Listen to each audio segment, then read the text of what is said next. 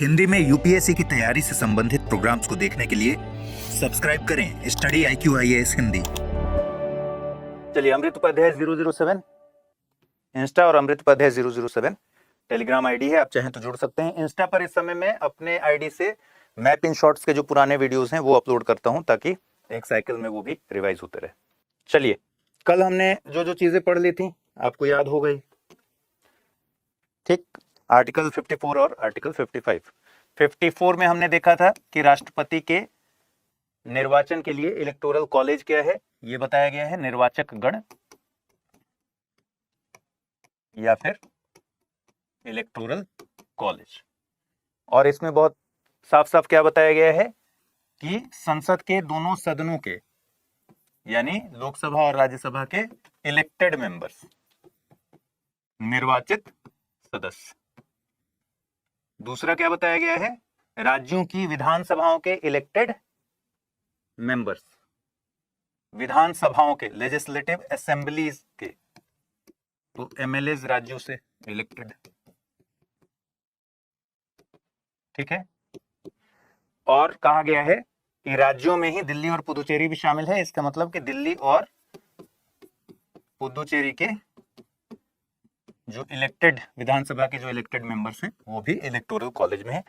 कभी आपसे सवाल अगर पूछना हो तो ये पूछ सकता है कि एक स्टेटमेंट दे दिया और फिर नीचे दे दिया कि राज्यसभा के नामांकित सदस्य, ये नॉमिनेटेड मेंबर्स, राष्ट्रपति के निर्वाचन में हिस्सा लेते हैं। तो वहां आपको ध्यान पर रखना है कि कोई भी नॉमिनेटेड मेंबर इलेक्टोरल कॉलेज में हिस्सा नहीं लेता, ठीक है। एक सवाल मुझे इंस्टा पर आया था कि ये सिर्फ राज्यों की विधानसभाओं को ही क्यों दिया गया है।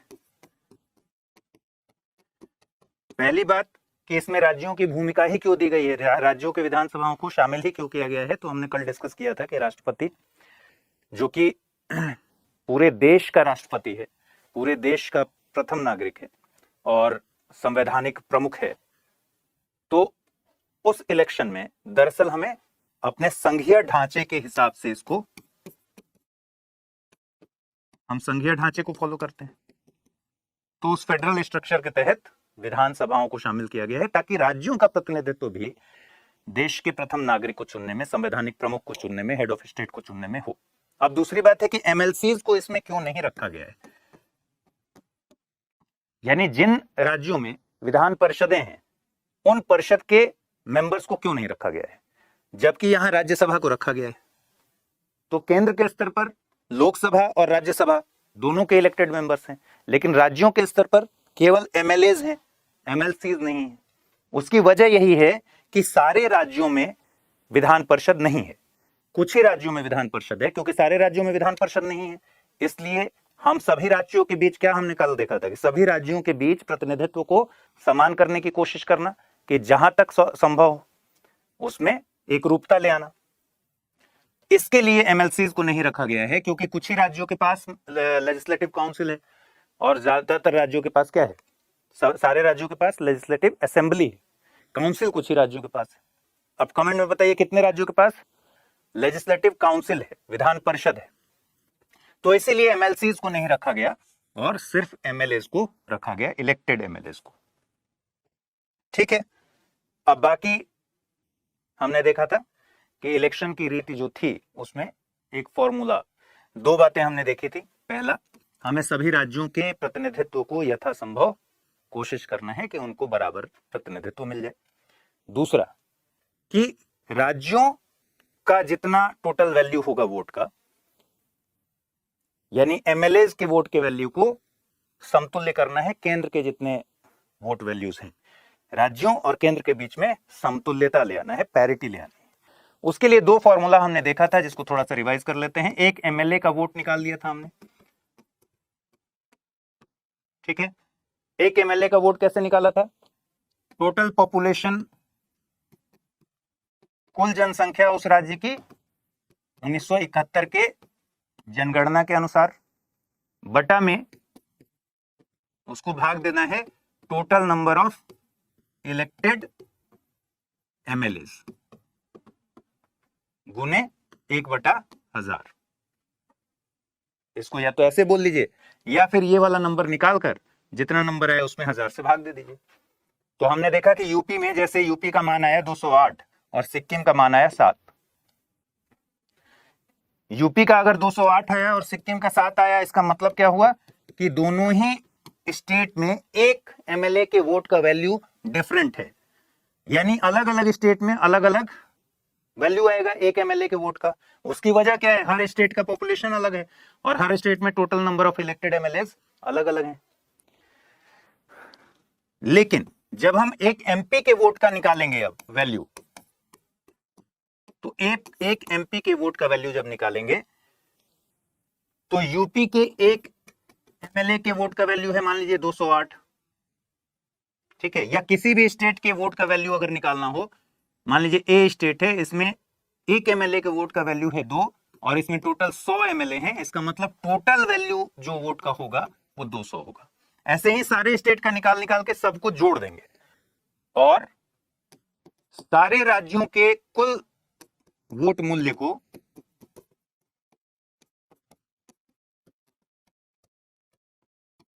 भाग दे देंगे किससे, लोकसभा और राज्यसभा के निर्वाचित सदस्यों की संख्या से, ठीक है, इलेक्टेड मेंबर्स के नंबर से। तो यहां पर वैल्यू निकल आएगा एक एमपी के वोट का, जो निश्चित तौर पर ज्यादा होगा, 700 से ज्यादा है, ठीक है। यहां तक बात हो गई थी।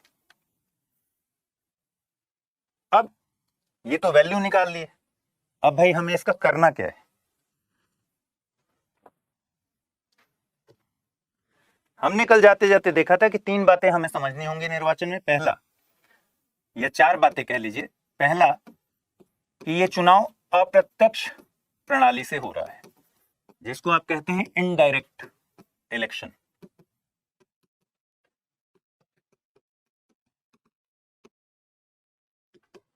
दूसरा, आर्टिकल 55(3) कहता है कि राष्ट्रपति का चुनाव आनुपातिक प्रतिनिधित्व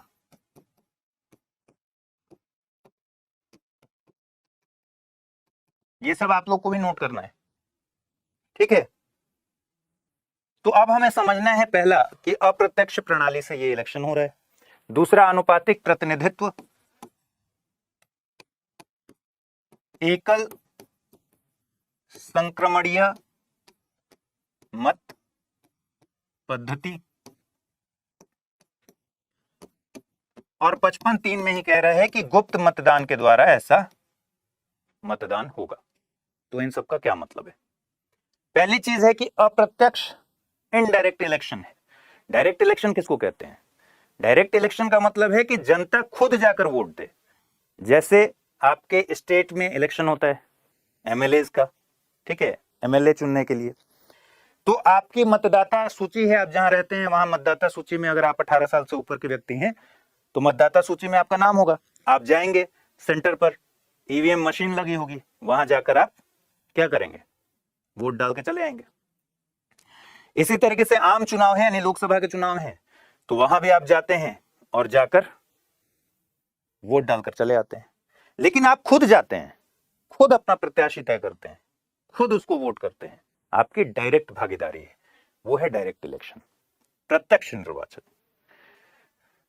अब यहां क्या है, आप खुद राष्ट्रपति का वोट डालने जा रहे हैं, राष्ट्रपति चुनने के लिए आप खुद वोट डालने नहीं जा रहे हैं। कौन जा रहा है? जिसको आपने चुना है वो जा रहा है। यानी इलेक्टोरल कॉलेज में कौन कौन है? एमपीज हैं, यानी मेंबर ऑफ पार्लियामेंट है। इसको कौन चुनता है? आप चुनते हैं। कैसे चुनते हैं? प्रत्यक्ष तरीके से चुनाव से चुनते हैं, प्रत्यक्ष चुनाव के जरिए चुनते हैं। और एमएलएज हैं, इलेक्टेड एमएलएज। किसने चुना है? आपने चुना है, प्रत्यक्ष चुनाव के जरिए चुना है। ये जो इलेक्टोरल कॉलेज है उसमें एमपी और एमएलए ही तो हैं, यानी आपके चुने हुए प्रतिनिधि अब चुन रहे हैं अपने अपने वोट से राष्ट्रपति कौन होगा। ठीक, इसका मतलब कि राष्ट्रपति का चुनाव अप्रत्यक्ष हुआ, इनडायरेक्ट है। आपके चुने हुए प्रतिनिधियों के द्वारा राष्ट्रपति चुनाव में वोटिंग की जा रही है। आप डायरेक्ट वोटिंग नहीं कर रहे हैं, इसलिए ये अप्रत्यक्ष चुनाव है। लेकिन सवाल है कि भाई अप्रत्यक्ष चुनाव क्यों है? राष्ट्रपति जैसे महत्वपूर्ण पद को अप्रत्यक्ष चुनाव में ही क्यों रखा गया है? डायरेक्ट इलेक्शन क्यों नहीं कराया जा रहा है? सबसे इंपॉर्टेंट बात यह है, आप कह रहे हैं कि भाई राष्ट्रपति हेड ऑफ स्टेट है। राष्ट्रपति तो हेड ऑफ स्टेट है ना। देश का संवैधानिक मुखिया कौन है? प्रधान कौन है? राष्ट्रपति। तो उस राष्ट्रपति को चुनने में देश के लोग डायरेक्ट भागीदारी क्यों नहीं कर रहे हैं? उसकी वजह क्या क्या हो सकती है? पहली वजह यह है, और इन सारी चीजों पर कॉन्स्टिट्यूशनल जो डिबेट्स थे असेंबली के, उसमें सारी चीजों पर बात तो हुई थी, तो इस पर भी बात हुई। तो क्रक्स हम समझ लेते हैं कि क्यों ऐसा नहीं हुआ, क्यों इनडायरेक्ट ही रखा गया, डायरेक्ट क्यों नहीं रखा गया। ठीक है, पहली बात कि राष्ट्रपति हेड ऑफ स्टेट है, लेकिन हमारे यहां प्रणाली क्या है? कल भी मैंने आपको बताया था, हमारे यहां प्रणाली संसदीय प्रणाली है। हमने ब्रिटेन से संसदीय प्रणाली को अडॉप्ट किया है, वेस्टमिंस्टर मॉडल को अडॉप्ट किया है। जब हमारे यहां संसदीय प्रणाली है तो उसमें जो राष्ट्रपति है, जो हेड ऑफ स्टेट है, ब्रिटेन के हिसाब से देखेंगे तो हेड ऑफ स्टेट, ठीक है। और अगर इंडिया के हिसाब से देखेंगे, राष्ट्रपति जो राज्य का प्रमुख है वो नाम मात्र का प्रधान है।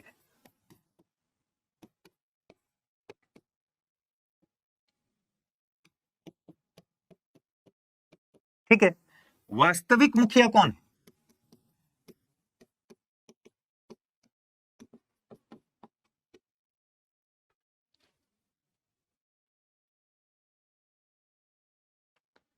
वास्तविक कौन है?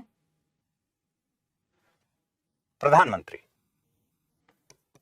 जो रियल हेड ऑफ स्टेट कौन है? PM. Real head of state मत कहिए, हेड ऑफ स्टेट तो राष्ट्रपति है, लेकिन ये नाम मात्र का शासक है, ये नाम मात्र का प्रधान है। ठीक है, वास्तविक शासन कौन कर रहा है? प्रधानमंत्री। तो वास्तविक रूप से शक्तियां किसमें निहित हैं? प्रधानमंत्री में। अब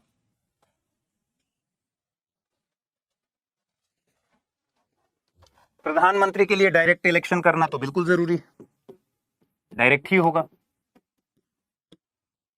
ठीक है, अगर प्रेसिडेंट के लिए भी मान लीजिए डायरेक्ट इलेक्शन कर देते हैं तो सबसे बड़ी दिक्कत क्या होती? इतने बड़े जनाधार से चुनकर जो नेता आया, बना, अपनी पार्टी के द्वारा प्रधानमंत्री का कैंडिडेट चुना गया, वो प्रधानमंत्री बना, और राष्ट्रपति को भी ठीक उसी प्रोसेस से इलेक्ट करा लीजिए। इलेक्शन हुआ, डायरेक्ट इलेक्शन, इतने बड़े देश से लोगों ने चुनकर राष्ट्रपति को भेजा। राष्ट्रपति को हमेशा काउंसिल ऑफ मिनिस्टर की सलाह पर काम करना है, यानी मंत्रिपरिषद जो सलाह देगी उस आधार पर उसको निर्णय लेना है। सवाल यह है कि जो डायरेक्ट चुन के आएगा ठीक प्रधानमंत्री की तरह, वो वास्तविक शासक की तरह ही बिहेव करने लगेगा। यहां प्रेसिडेंट और पीएम में, प्राइम मिनिस्टर में क्लैश शुरू हो जाने की गुंजाइश थी, इसलिए संविधान सभा के लोगों ने राष्ट्रपति के इलेक्शन को इनडायरेक्ट रखा। दूसरा, नॉमिनल हेड के लिए, ठीक है, इतना ज्यादा संसाधन खर्च करना, पूरे देश में इलेक्शन कराना, इसकी कोई जरूरत नहीं थी, और ना ही उस समय हमारे पास इतना संसाधन था, चाहते भी तो भी मुश्किल था। तो इतने बड़े खर्च के साथ आप संवैधानिक रूप से जो संवैधानिक मुखिया है का चुनाव करना है, और हमें पता है कि काउंसिल ऑफ मिनिस्टर के सलाह पर ही राष्ट्रपति को काम करना है, तो इतना ज्यादा खर्च करके चुनने की कोई जरूरत नहीं थी, इसलिए इसको इनडायरेक्ट इलेक्शन के जरिए रखा गया। ठीक है, दूसरा, पीएम वर्सेस प्रेसिडेंट का क्लैश ना हो। अगर दोनों ही इतने बड़े जनाधार से चुन के आएंगे तो पीएम वर्सेस प्रेसिडेंट का क्लैश होने की गुंजाइश बढ़ जाती। ठीक है,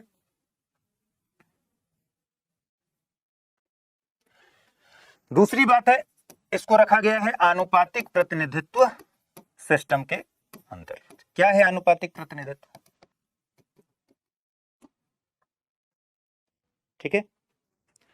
एक सिस्टम होता है first past the post, first past the post. मान लीजिए कि ए बी सी डी किसी इलेक्शन में खड़े हैं, टोटल मतदाता जो वोट डालने वाले हैं ये है 100, ठीक है। ए को मिला है 45 वोट, बी को मिला है 40 वोट, ठीक है, सी को मिला है 10 वोट और डी को मिला है 5 वोट, ठीक है। तो first past the post system, जिसे हिंदी में बड़ी अजीबोगरीब तरीके से कहते हैं पहले खंबा छूने की पद्धति,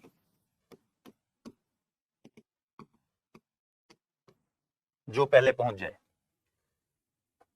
ए को मिला है 45 वोट, बी को मिला है 40 वोट, तो ए जो है वो विनर हो गया, मतलब उस सीट से इसको विजेता घोषित कर दिया जाएगा।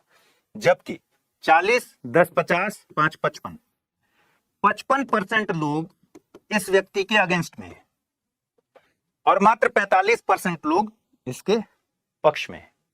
इसको और अगर थोड़ा नैरो कर दीजिए, मान लीजिए इसको ए को मिला है 30,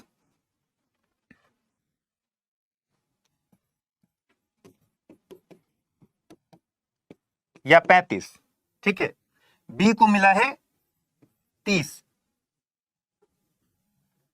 सी को मिला है 15 और डी को मिला है 20, तो विनर कौन हो गया?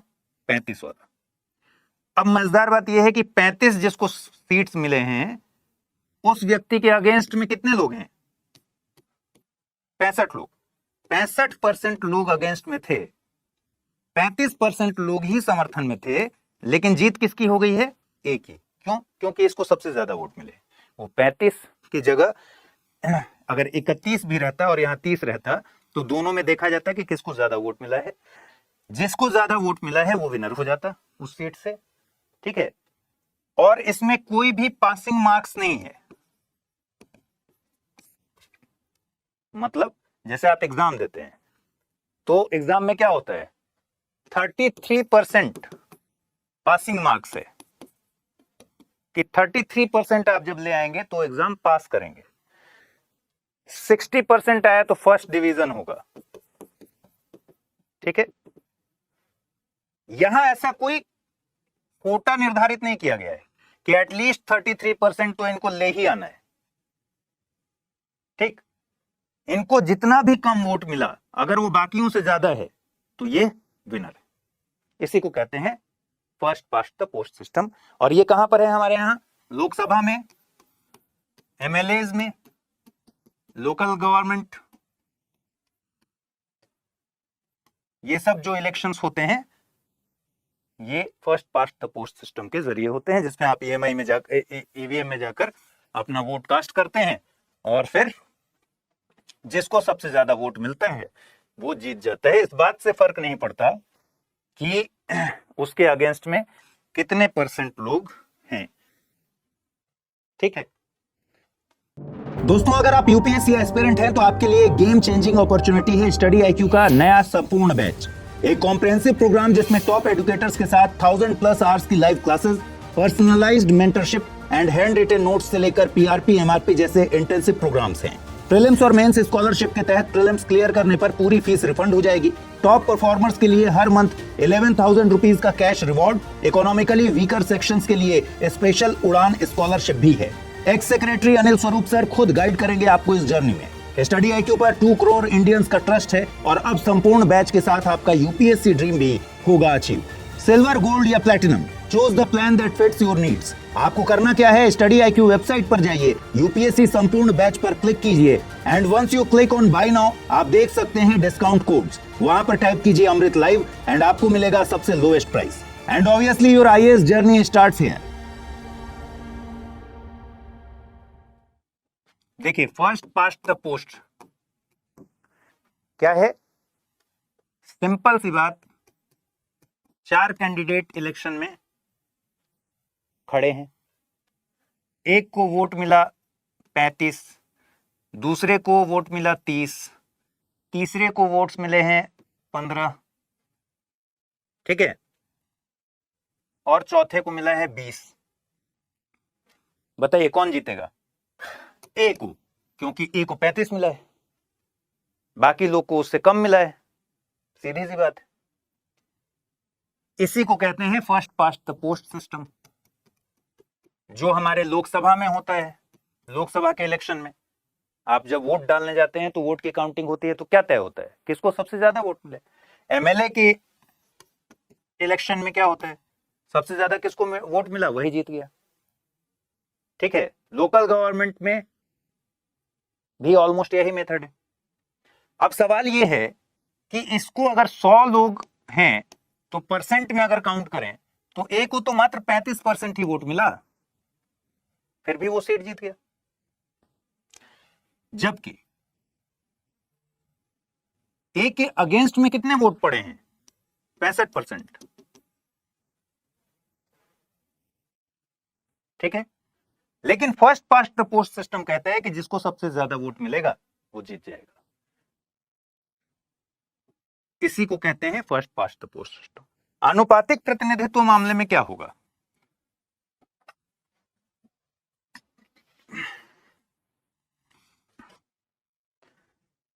सौ लोग हैं, ठीक है, 4 स्टेट है मान लीजिए ए बी सी डी, और 100 सीट्स हैं मान लीजिए राज्यसभा में, ठीक है।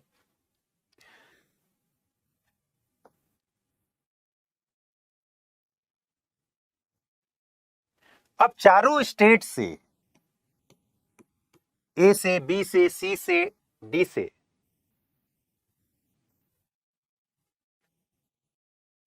राज्यसभा वाला उदाहरण हालांकि आपको समझ नहीं आएगा, जब आप फर्स्ट पास्ट द पोस्ट में फंस गए हैं तो ये भी नहीं समझ में आएगा। चलिए किसी दूसरे मेथड से समझाते हैं आपको। आनुपातिक प्रतिनिधित्व का मामला, ठीक है। मान लीजिए कि आप 4 दोस्त हैं, ए बी सी डी, ठीक है। चारों दोस्तों को दिन भर में कुछ पैसे अर्न करने हैं, यानी अर्न करने मतलब कमाने,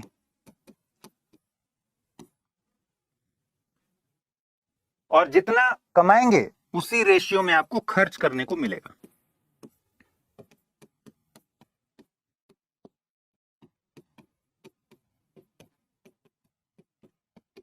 तो एक कंडीशन ये हो गया, कंडीशन 1। दूसरा कंडीशन एक और दिया गया है, कंडीशन 2। आप चारों लोगों को पैसे कमाने हैं, जो सबसे ज्यादा कमाएगा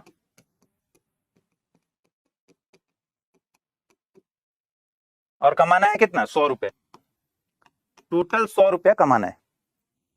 जो सबसे ज्यादा कमाएगा उसे पूरा का पूरा 100 रुपया दे दिया जाएगा,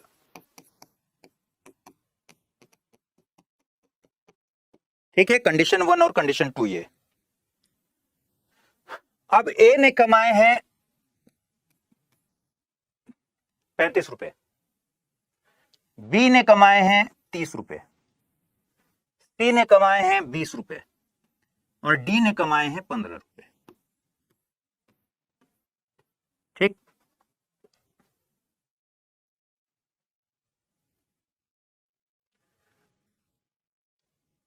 सौ चॉकलेट मान लीजिए, 100 चॉकलेट है।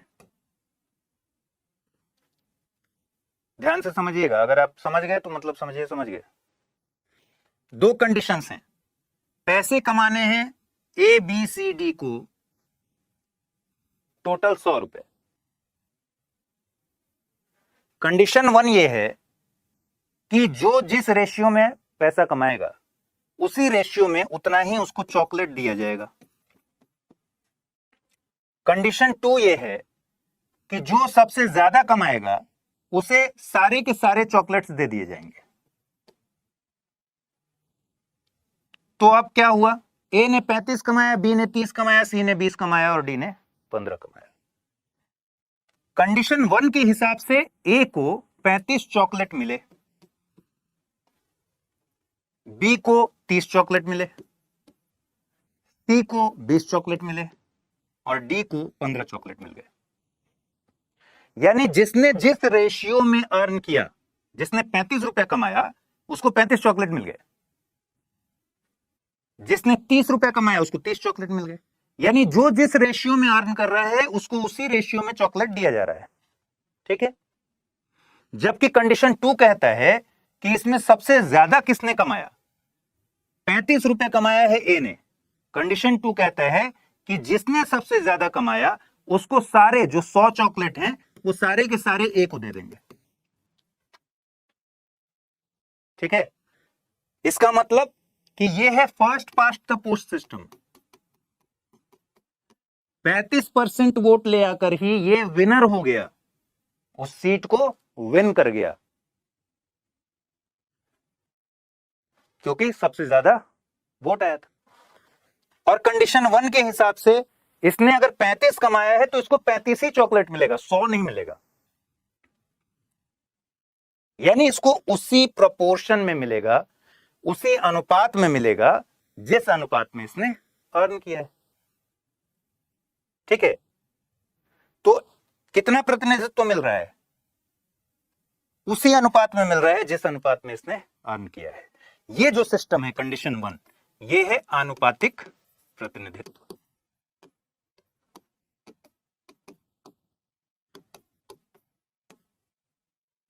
ठीक है। अब अगला है सिंगल ट्रांसफरेबल वोट, यानी एकल संक्रमणीय मत पद्धति द्वारा होता है। ये सब ध्यान से अभी पढ़ लीजिए, फिर राज्यसभा का इलेक्शन होगा तो उसमें नहीं समझाएंगे, यही वाला काम करेगा वहां पे।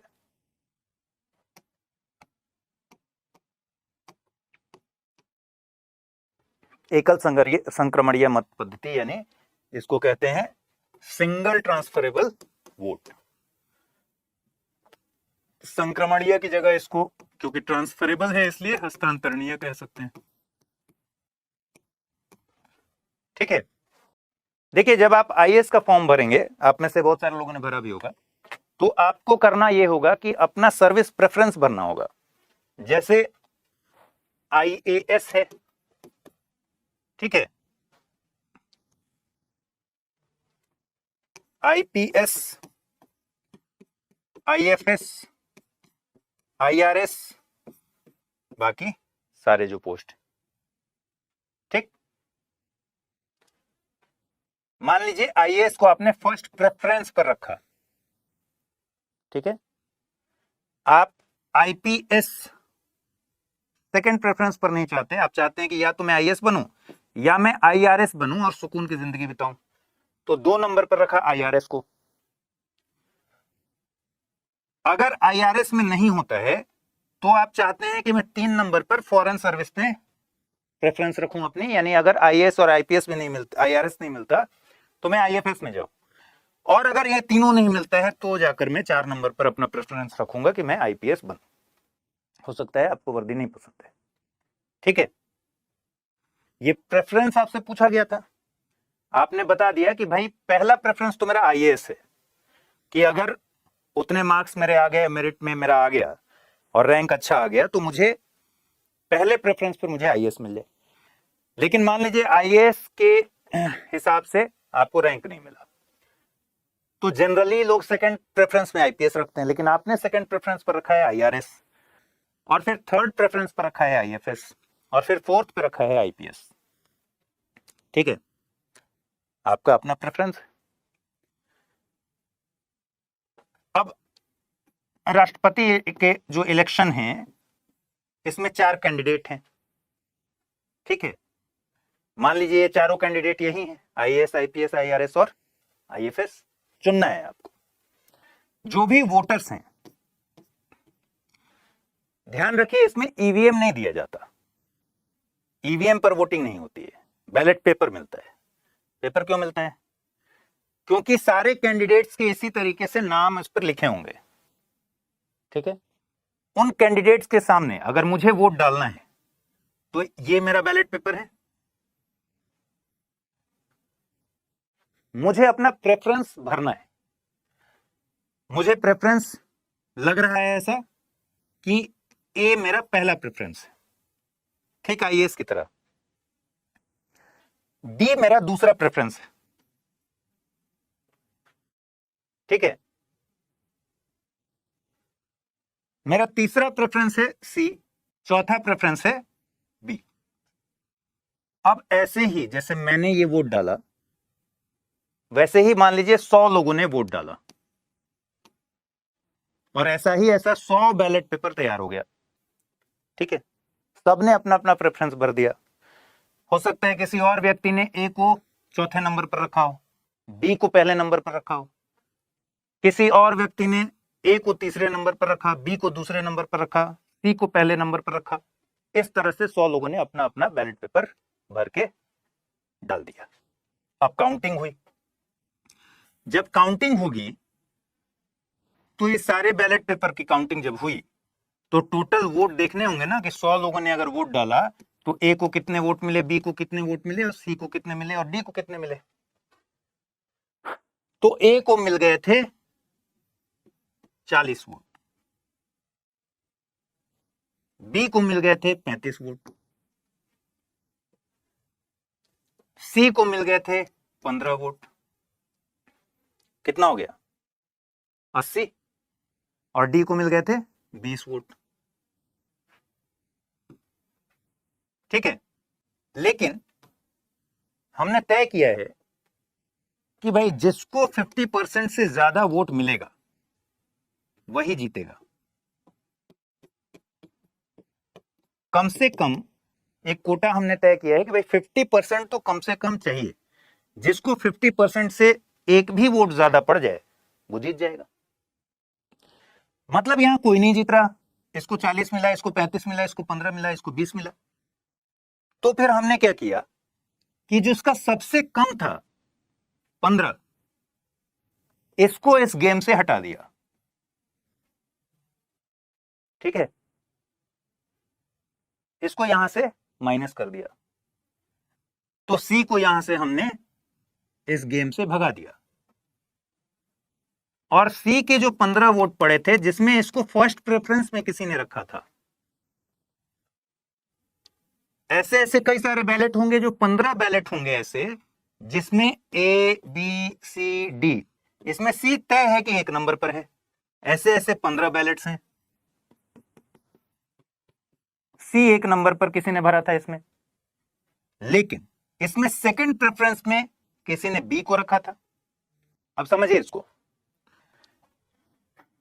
कि ऐसे ऐसे 15 बैलेट पेपर होंगे, मतलब सी वाले को तो हमने हटा दिया क्योंकि सबसे कम वोट मिले तो बाहर कर दिया। अब सी को, सबसे कम वोट वाले को जब बाहर किया तो सी के सारे पर्चे हमने खोले कि भाई सी को जितने बैलेट पेपर, जिसमें 15 बैलेट पेपर्स जिसमें उसको एक नंबर पर लोगों ने रखा था, उसमें हमने देखा कि 2 नंबर पर किसको रखा गया था, ठीक है।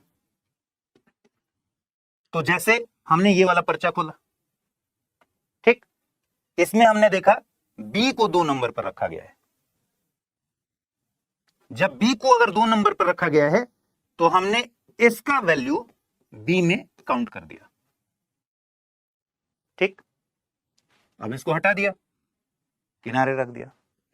फिर हमने नेक्स्ट देखा, इसमें सी 1 पर तो है ही, लेकिन ए को दूसरे प्रेफरेंस में रखा गया है, तो एक वोट हमने भेज दिया यहां से, एक वोट हमने भेज दिया यहां से 1 में, ठीक। इसी तरीके से हमने 15 पर्चे खोले और देखे कि भाई उसमें सेकंड प्रेफरेंस में किसने किसको रखा है, ठीक है। तो अब मान लीजिए कि जब हमने 15 पूरे बैलेट पेपर्स को देखे तो हमने देखा कि 15 में से 11 लोगों ने सेकंड प्रेफरेंस पर ए को रखा था, ठीक है। 2 लोगों ने सेकंड प्रेफरेंस पर बी को रखा था, और 2 लोगों ने सेकंड प्रेफरेंस पर डी को रखा था। अब ये हो गया 51, ये हो गया 37। जैसे ही 51 हुआ, हमने क्या शर्त रखी थी कि 50% से थोड़ा भी ज्यादा हुआ 50% से एक वोट ज्यादा हुआ, 100 लोग वोट डाले थे, 50% से अगर एक वोट ज्यादा हुआ तो उसको विनर घोषित कर देंगे, और 50% से एक वोट ज्यादा ए का हो गया, तो ये हो गया विनर। हमने कौन सा मेथड अपनाया इसमें? हमने मेथड अपनाया कि जिसका सब फर्स्ट राउंड हुआ, ये फर्स्ट राउंड की काउंटिंग हुई, एक राउंड की काउंटिंग में 50% से ज्यादा वोट किसी को नहीं मिला, तो हमने जिसके पास सबसे कम वोट था उसको यहां से एलिमिनेट कर दिया, हटा दिया, और देखा कि इन 15 लोगों ने जो बैलेट पेपर, जो 15 बैलेट पेपर में जो इसको फर्स्ट प्रेफरेंस मिला था, उसमें सेकंड प्रेफरेंस किसको मिला है? उस सेकंड प्रेफरेंस के वोट को ट्रांसफर कर दिया अपने अपने उम्मीदवार, यानी कि वोट को ट्रांसफर कर दिया गया। आपका यहां का सेकंड प्रेफरेंस का वोट फर्स्ट प्रेफरेंस में जाके जुड़ गया। कहने का मतलब यह है कि आपने वोट सेकंड प्रेफरेंस में किसी को दिया, ठीक है, आपका वोट सिंगल वैल्यू रखता है। आप यहां पर ध्यान दीजिए, आप एक ही व्यक्ति हैं, या तो आईएएस बनेंगे, या आईपीएस बनेंगे, या आईएफएस बनेंगे, या आईआरएस बनेंगे। आप 4 व्यक्ति नहीं हैं। आपके एग्जाम का एक ही वैल्यू है, एक आदमी का ही सीट इसमें से कोई ना कोई जाएगा, ठीक है। ठीक इसी तरीके से आपके वोट का एक वैल्यू है, एक ही वोट है आपका। आपने भरा था सी को फर्स्ट प्रेफरेंस में, इसी में आपने सेकंड प्रेफरेंस में कुछ और भरा था, वो वोट ट्रांसफर होकर आ गया इसके पास, और इसका वोट वैल्यू को बढ़ा दिया, यानी ये वोट ट्रांसफर हुआ है, यानी जो सिंगल वोट का ट्रांसफर हो गया, ठीक है। इसलिए इसको बोलते हैं सिंगल ट्रांसफरेबल वोट है, एकल हस्तांतरणीय मत पद्धति है, ठीक है। तो जैसे आईएएस आईपीएस के लिए आप भरते हैं प्रेफरेंस, वैसे ही इसमें उम्मीदवार के नाम के सामने प्रेफरेंस भरा जाता है कि मेरे फर्स्ट प्रेफरेंस में ये उम्मीदवार है, सेकंड प्रेफरेंस में ये उम्मीदवार है। चलिए अब इसको समराइज कर लेते हैं। हमने पढ़ा अनुपातिक प्रतिनिधित्व, ठीक है। इस सिस्टम में हम क्या करते हैं, एक कोटा तय करते हैं। दुनिया में कहीं भी कोटा कैसे तय किया जाता है? कोटा तय करने का फॉर्मूला क्या है? कोटा तय करने का फॉर्मूला है, जैसे आपने 2 फॉर्मूला अभी लिख लिया होगा कल से आज तक में, एक एमएलए के वोट का वैल्यू निकालने का। देखिए आप में से कई लोगों को हो सकता है कि अभी बात नहीं समझ में आ रही होगी या कम समझ में आ रही होगी। आपके कॉपी पे लिखा हुआ उसको रिवाइज जैसे ही कीजिएगा वैसे ही तुरंत समझ में आ जाएगा। तो देखिए क्या है, 2 फॉर्मूला आप लिख चुके हैं, ठीक है। पहला फॉर्मूला आपने क्या लिखा है, एक एमएलए के वोट का वैल्यू निकालना, फिर एक एमपी के वोट का वैल्यू निकालना। अब आपको लिखना है आनुपातिक प्रतिनिधित्व में कोटा कैसे तय किया जाता है। कोटा तय करने का तरीका है total number of valid votes, यानी कुल वैध मतों की संख्या।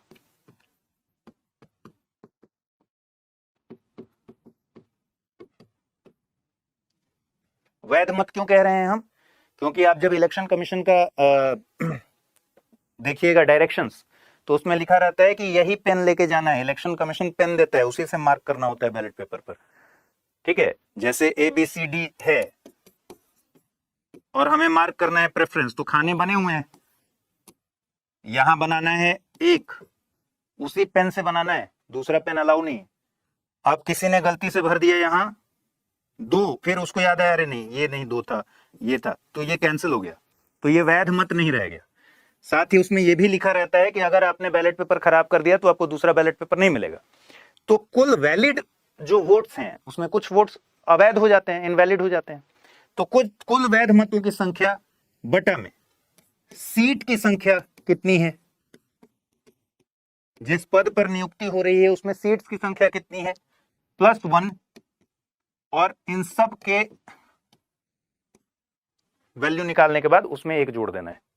कुल वैध मतों की संख्या बटा में जितने सीट पर इलेक्शन हो रहा है, कितने सीट्स के लिए इलेक्शन हो रहा है, +1, इसका वैल्यू जो भी आएगा उस टोटल में 1 जोड़ देना है, इससे कोटा तय होता है।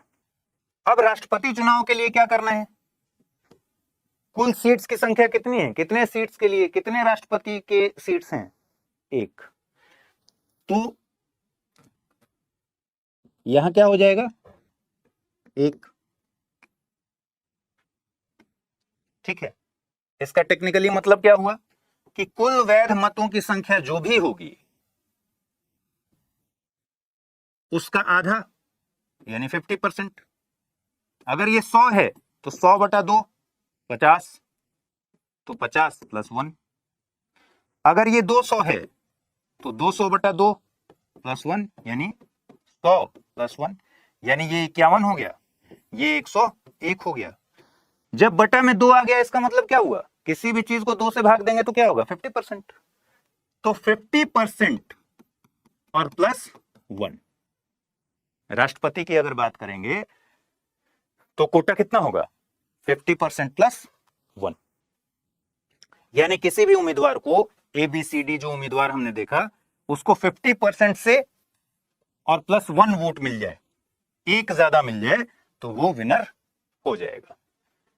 ठीक है, अब हम इसको सिंगल ट्रांसफरेबल वोट जो है इसको तुरंत से समराइज करेंगे और बात खत्म करेंगे। सिंगल ट्रांसफरेबल वोट, ठीक है।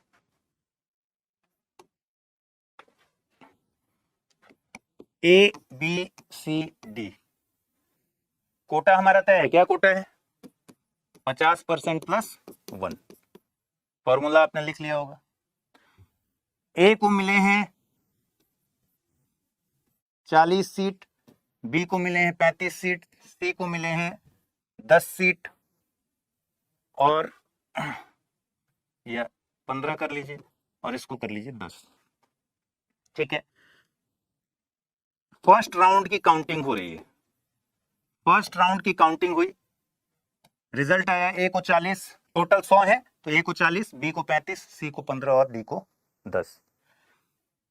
क्या हमें 50% से एक ज्यादा वोट किसी भी कैंडिडेट को मिला, नहीं मिला।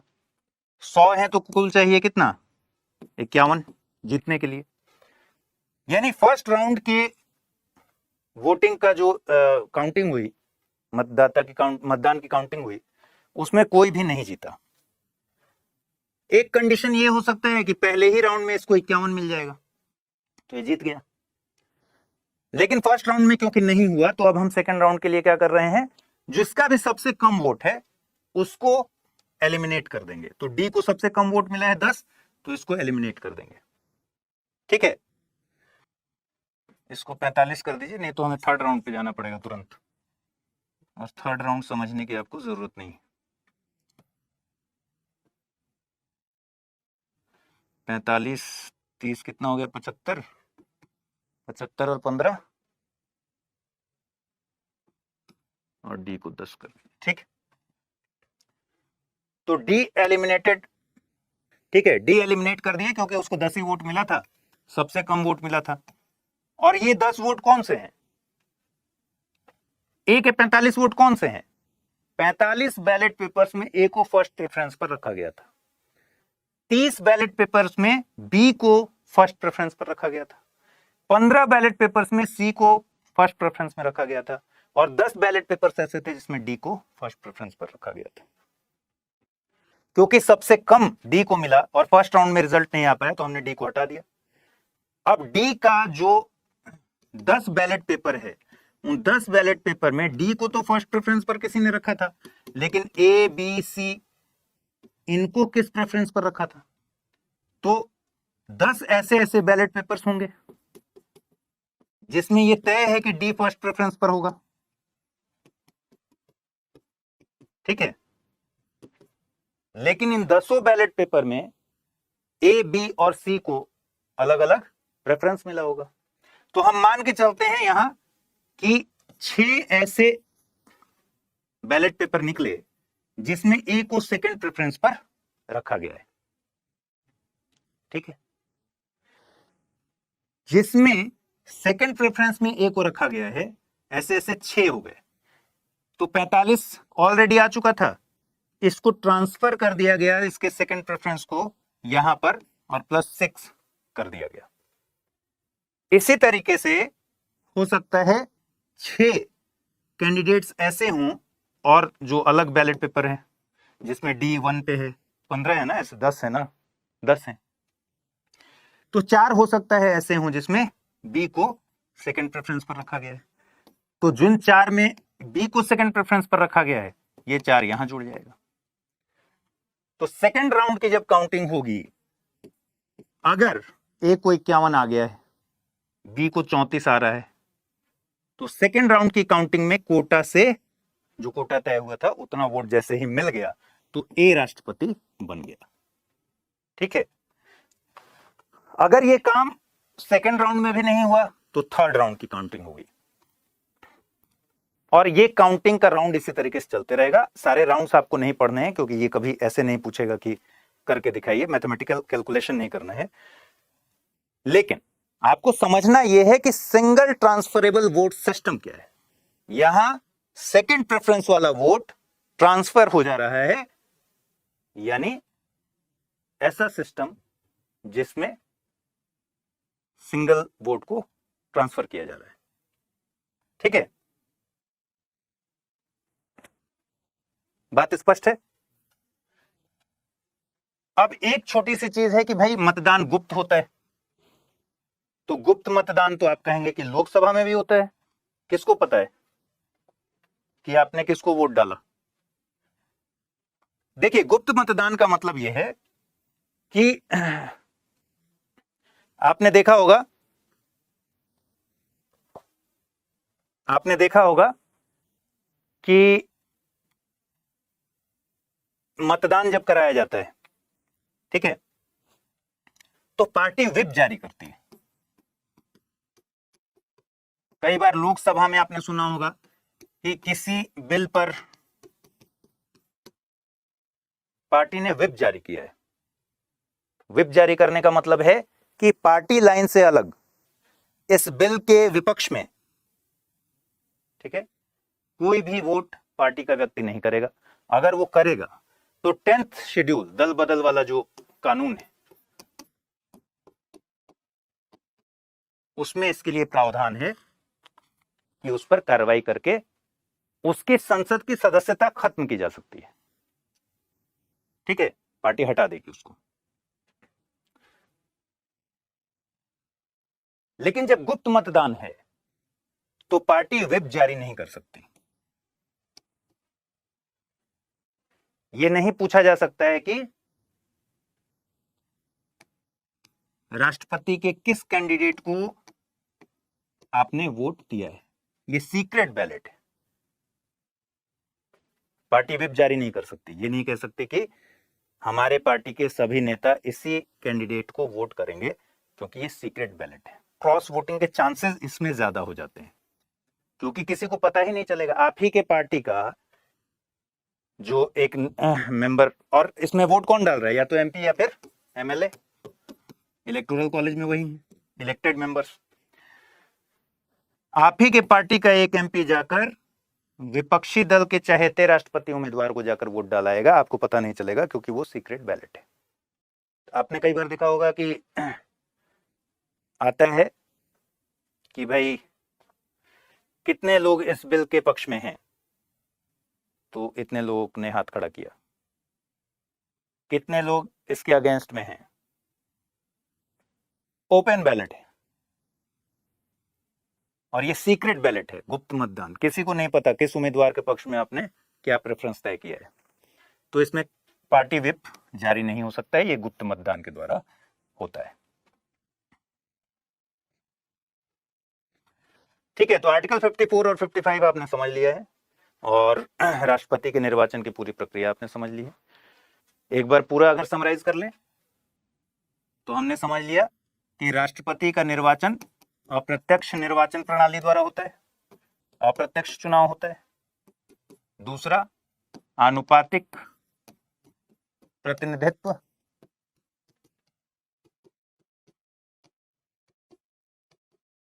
एकल संक्रमणीय मत पद्धति द्वारा होता है।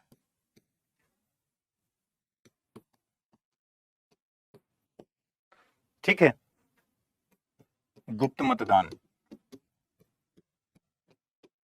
सीक्रेट बैलेट होता है। 55 में ये सारी बातें लिखी गई। उसके पहले हमने देख लिया था कि, और इसमें हमने ये भी देख लिया कि कोटा कैसे निर्धारित करते हैं। उसके पहले हमने देख लिया था कि सारे स्टेट्स का समान प्रतिनिधित्व हो और राज्यों और केंद्र के बीच में समतुल्यता हो, पैरिटी हो। इसके लिए 2 फॉर्मूला देख लिए थे हमने, और उसके जरिए ये पूरा इलेक्शन इस तरीके से कवर किया जाता है। चलिए, तो आज इतना ही रखते हैं। नमस्कार दोस्तों, अगर आप यूपीएससी एस्पिरेंट हैं तो आपके लिए गेम चेंजिंग अपॉर्चुनिटी है स्टडी आईक्यू का नया संपूर्ण बैच। एक कॉम्प्रिहेंसिव प्रोग्राम जिसमें टॉप एजुकेटर्स के साथ 1000+ आवर्स की live classes, personalised mentorship and hand written notes से लेकर पीआरपी, एमआरपी जैसे इंटेंसिव प्रोग्राम्स हैं। प्रीलिम्स और मेंस स्कॉलरशिप के तहत प्रीलिम्स क्लियर करने पर पूरी फीस रिफंड हो जाएगी। टॉप परफॉर्मर्स के लिए हर मंथ 11,000 रुपीज का cash reward. Economically weaker sections के लिए स्पेशल उड़ान स्कॉलरशिप भी है। X secretary Anil Swarup sir खुद गाइड करेंगे आपको इस जर्नी में। स्टडी आईक्यू पर 2 करोड़ इंडियंस का ट्रस्ट है और अब संपूर्ण बैच के साथ आपका यूपीएससी ड्रीम भी होगा अचीव। सिल्वर, गोल्ड या platinum, choose the plan that fits your needs. आपको करना क्या है, स्टडी आईक्यू वेबसाइट पर जाइए, यूपीएससी संपूर्ण बैच पर क्लिक कीजिए and once you click on buy now, आप देख सकते हैं डिस्काउंट कोड्स। वहां पर टाइप कीजिए अमृत लाइव एंड आपको मिलेगा सबसे lowest price. And obviously your IAS journey starts here. Hindi में यूपीएससी की तैयारी से संबंधित प्रोग्राम्स को देखने के लिए सब्सक्राइब करें स्टडी IQ IAS हिंदी।